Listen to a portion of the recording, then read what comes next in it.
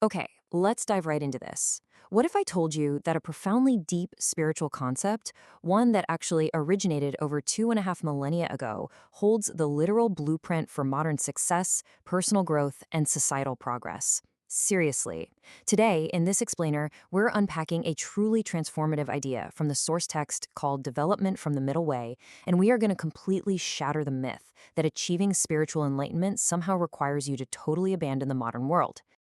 Here's our quick roadmap for today. We'll kick things off with Section 1, the true middle way. Then we'll hit escaping the two extremes, resetting your perspective, the three truths harmony, and wrap it all up with active spiritual development. All right, Section 1, the true middle way. The crucial point here is that we really need to deconstruct what this phrase actually means, because honestly, it is wildly misunderstood in our culture today. I mean, I've got to ask you directly, is the middle way just some safe compromise? Is it basically just about being average, flying under the radar, or playing it safe? Because when most people hear middle way, they immediately think of this watered down, totally non-committal approach to life. They think of the political center, or just, avoiding anything difficult. But the source material emphatically rejects that idea. No way. Here is the true definition we need to lock in. The middle way is a dynamic, practical path of maintaining the right attitude. But, and this is key, it's discovered only after you've firmly rejected two opposing extremes. It is not a passive default. It's a hard-won, active realization. As the text highlights, development from the middle way literally means striving for your own personal growth while simultaneously working for the actual development and prosperity of society. It's all about fierce, active engagement with life. Moving right along to Section 2, escaping the two extremes. To really get just how active and hard-won this path actually is, we have to anchor the concept in history. We need to look back at the life of Siddhartha Gautama, the Buddha himself. So Siddhartha started his life as the prince of Kapilavastu. He lived in absolute, total hedonism. Think maximum material comfort, completely pampered. But he realized pretty quickly that this extreme indulgence just didn't answer life's deepest questions. So he swung entirely to the exact opposite extreme, 6 grueling years of asceticism, literally starving himself to the brink of death. And guess what? That didn't work either. The source explicitly categorizes this specific struggle as the middle way of pain and suffering, or pain and pleasure.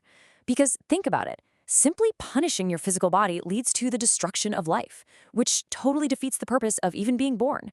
And on the flip side, total indulgence just spoils the soul. The true, practical path slices right down the middle of those two extremes.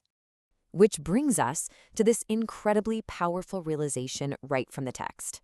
Ultimately, there is no answer in either extreme. It was only when Siddhartha consciously and totally discarded both the path of the pampered prince and the path of the starving ascetic that the true path to enlightenment finally opened up to him. Okay, Section 3, resetting your perspective. Let's see how this builds from physical bodily practices right into our mental habits. Because the middle way isn't just about what you do with your body, it's heavily about how you use your mind. The text introduces a really fascinating concept called mukhi, which translates to returning to a blank slate. Think of it kind of like taking off a really dirty, heavily smudged pair of glasses and wiping them crystal clean. It means actively discarding your preconceived notions, your societal biases, all those rigid dogmas you hold on to so you can actually look at the reality of the universe with fresh, totally unbiased eyes. You simply can't find the middle way of perspective if your vision is clouded. Applying that blank slate brings us right into the middle way of perspective. You see, ancient debates often fell into two extreme camps. On one side, extreme A, the traditional view of eternity, or absolute existence, where the soul is entirely fixed and unchanging forever. Then on the other side, extreme B, annihilation, or non-existence, claiming that absolutely everything just goes black and ends at physical death. The source frames this as navigating the middle way of existence and non-existence. Or similarly, it's finding the center point between strict abstinence and the totally fleeting nature of impermanence. But the middle way totally bridges this massive gap. The text explains that, yes, we absolutely exist spiritually and eternally. We don't just magically disappear at death. However, we aren't stagnant either. We are constantly evolving, learning, and developing through the friction and the real experiences of our physical, earthly lives. It takes the core truth from both sides and creates this incredibly profound, dynamic understanding of human existence. which leads us right into section 4, the Three Truths Harmony. This is basically the philosophical climax of our explainer. Let's look at how an ancient master synthesized all these ideas into an absolute masterpiece of spiritual logic. This brings us to the philosophy of Tendai Daishi, an incredibly influential ancient Chinese philosopher. He looked closely at this intense tension between the spiritual world and the physical world, and he formulated a totally revolutionary way to view ultimate truth. He expounded the middle way by breaking it down into 3 distinct steps, or truths. First up is emptiness, the realization that worldly things aren't permanent, which allows you to detach from materialistic obsession.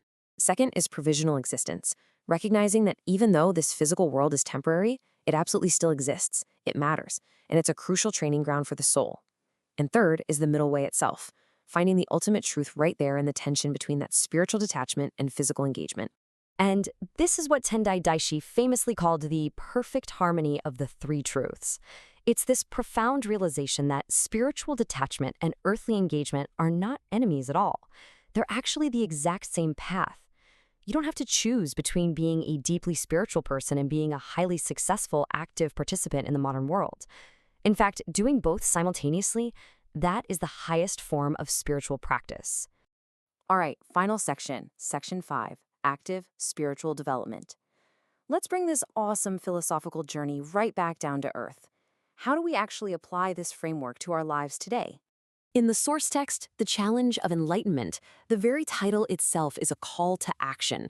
True spirituality, as we've learned today, does not mean retreating to some cave on a mountain to just meditate away your days. That's an extreme. The true middle way requires us to step directly into the arena of the modern world. I stand here now. Man, I just love that striking declaration from the source material. It carries such a powerful, empowering energy. It literally means grounding your spiritual practice in your present-day reality. You're standing right now in your workplace, in your family, in your community, and that is exactly where your enlightenment is tested and forged. So let's summarize the core actionable takeaways of development from the middle way.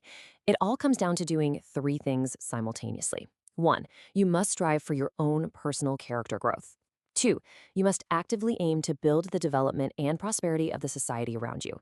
And 3, you do all of this while developing your soul and always maintaining the perspective of both this world and the next. That double vision is crucial.